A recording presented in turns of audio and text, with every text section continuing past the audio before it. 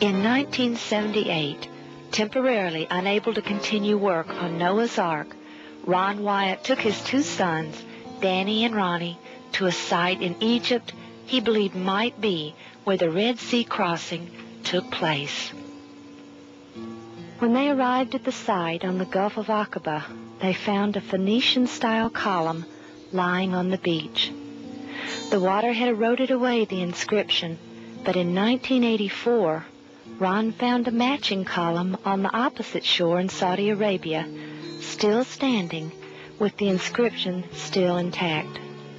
He was later able to translate the words Pharaoh, Mizraim, Death, Edom, Yahweh, and Solomon from this second column, and from this he believes these columns were erected by King Solomon and dedicated to Yahweh for the great miracle of the crossing of the sea on dry land.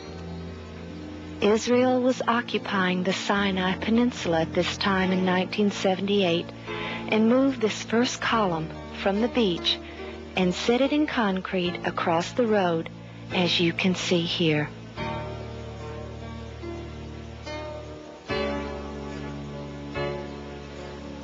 Diving at this site, they filmed numerous coral-encrusted chariot parts, such as these two chariot wheels still attached to an axle, one wheel flat on the ground and the other in the air.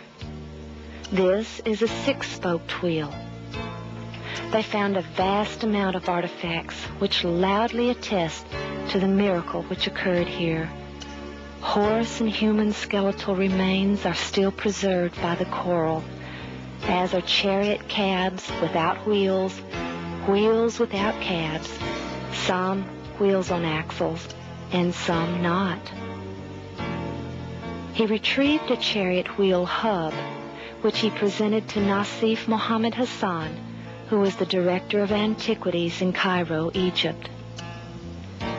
But the most astounding find was this gold-veneered four-spoke chariot wheel, which he was able to video in March of 1988, but he was unable to retrieve it as the wood had disintegrated, leaving only a thin gold shell. There were many factors which led Ron to this site, but three were most compelling. First, in order for the Israelites to have left Egypt proper, they would have had to have begun their journey to the Red Sea on the eastern side of the Gulf of Suez. This left only the Gulf of Aqaba.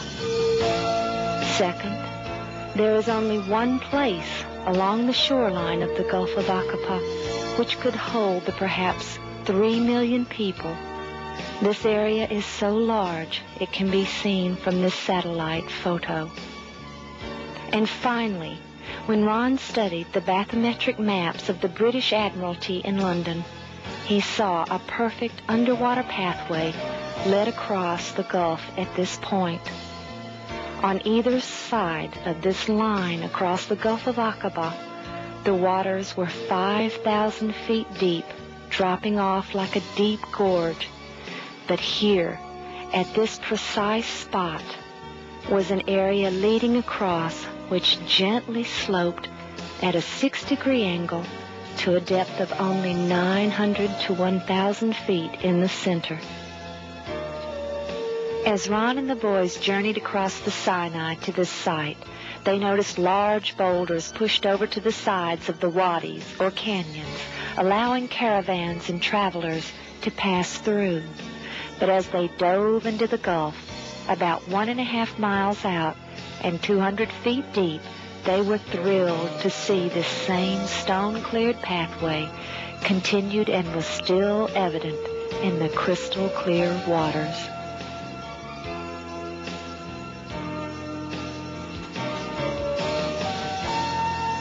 With the overwhelming evidence of the chariot parts scattered across the Gulf, Ron knew that Mount Sinai was in Saudi Arabia.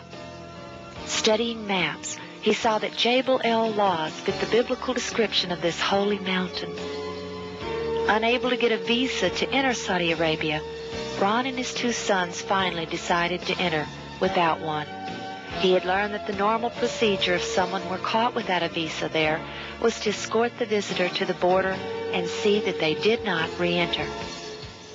They found Mount Sinai with the altar and much more still intact in this uninhabited area. But as they were leaving, they were abruptly arrested and imprisoned for 78 days, accused of being Israeli spies.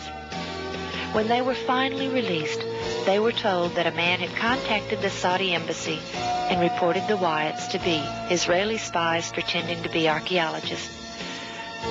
This man had been a trusted friend who had worked with Ron on Noah's Ark. Ronald Wyatt and his sons are with us in the studios of our Nashville affiliate WTVF to tell us all about it. Gentlemen, good morning. Morning. Morning. Mr. Wyatt, you there in the middle, yes. Your sons on either side. Why did you, I didn't know that Mount Sinai was in Saudi Arabian territory. Why did you think it was? We found some chariot parts that looked like the chariots found in King Tut's tomb in the Gulf of Aqaba, west of this Jebel El Lawz. We found these at depths from 60 feet out to 200 feet and over a stretch of about 1.5 miles. And we believe that that was the crossing site. And so in the biblical narrative, they arrived at Mount Sinai after crossing the Red Sea. The language in the Bible indicates that they stayed in a mountain, enclosed in a mountain. So an aerial map showed that this Jebel El Lawz had a large valley enclosed in the rim of an ancient volcano. There's about 5,000 acres in there. We felt this was the place. And in Exodus 24:4 and in Leviticus 6:28, 11:33, and 15:12, it tells of some artifacts that were to be found. There was to be 12 pillars of stone and an altar and some pottery. And so this is why we looked at that particular mountain. From the beach in Egypt on the Gulf of Aqaba, we have gazed across the water with anguish for many years. Knowing that Moses led the great multitude across the Red Sea at this exact spot, Ron Wyatt knew in 1978 that Mount Sinai lay beyond that distant shore.